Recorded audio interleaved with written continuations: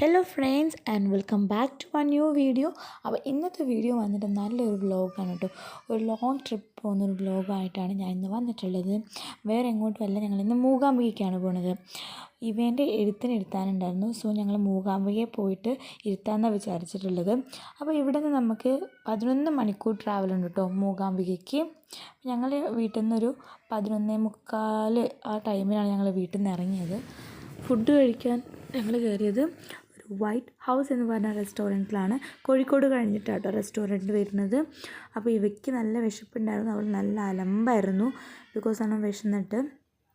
കാരണം ഇവിടെ നല്ലൊരു ആംബിയൻസാണ്, അതേപോലെ തന്നെ നല്ല പാർക്കിംഗ് സ്പേസ് ഉണ്ട് കേട്ടോ ഈ റെസ്റ്റോറൻറ്റിൽ. അത്യാവശ്യം നല്ല ഫുഡും ആയിരുന്നു.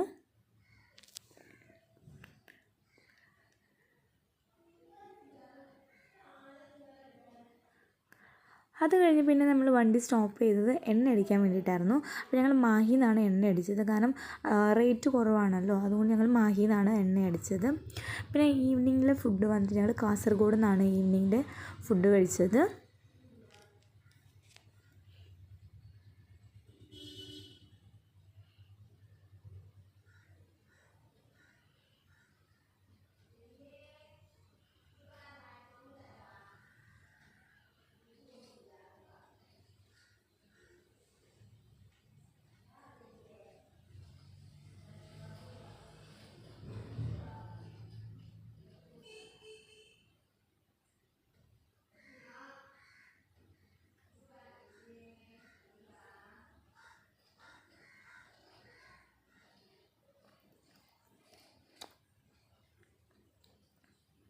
നമ്മളിടയ്ക്ക് ബ്രേക്കൊക്കെ എടുത്തു. കാരണം ലോങ് ട്രാവൽ ആയതുകൊണ്ട് തന്നെ നമ്മളിടയ്ക്ക് ചായ കുടിക്കാൻ വേണ്ടിയിട്ടൊക്കെ നമ്മൾ നിന്നു കേട്ടോ.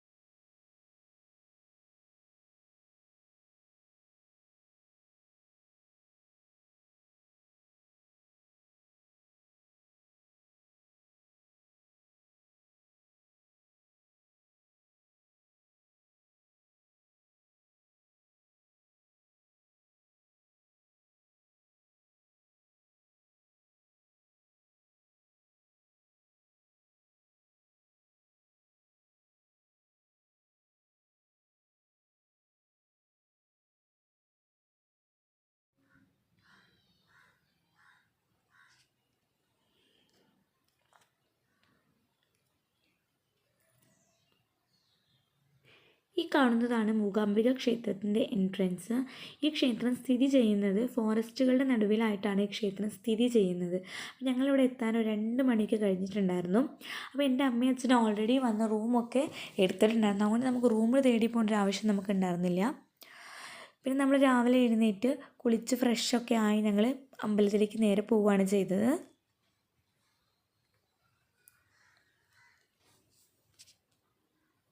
ഞങ്ങൾ എടുത്തിരിക്കുന്ന റൂം അമ്പലമായിട്ട് വലിയൊരു ദൂരം ഉണ്ടായിരുന്നില്ല, അടുത്ത് തന്നെയായിരുന്നു, ചെറിയൊരു ഡിസ്റ്റൻസേ ഉണ്ടായിരുന്നുള്ളൂ.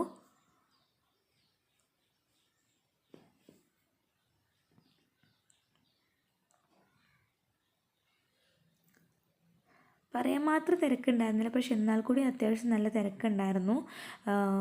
ഞങ്ങൾ നേരെ പോയത് എഴുത്തിനിരുത്താനാണ്.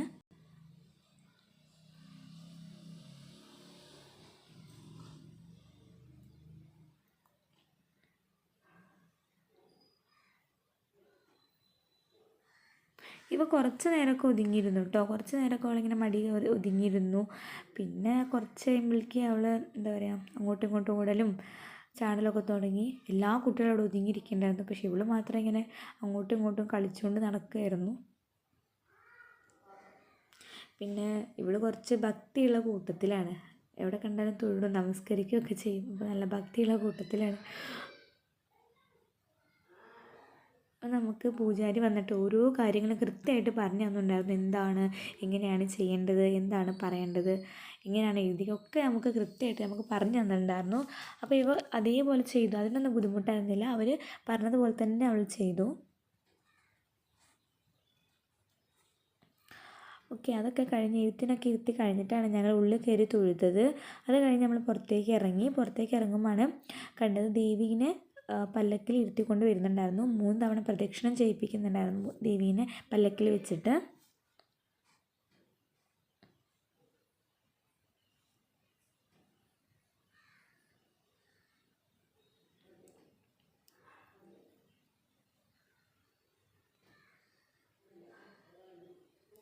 അത് കഴിഞ്ഞിട്ട് നേരെ അവർ രഥത്തിലേക്ക് കയറ്റുകയാണ് ചെയ്തത്. രഥത്തിൽ വെച്ചിട്ടാണ് ഇനി വലിക്കുക. രഥം വലിക്കും അവർ. അപ്പോൾ നമ്മൾ ഭക്തന്മാർക്ക് ആർക്ക് വേണമെങ്കിൽ ആ രഥം വലിക്കാം കേട്ടോ. അങ്ങനെയാണ്.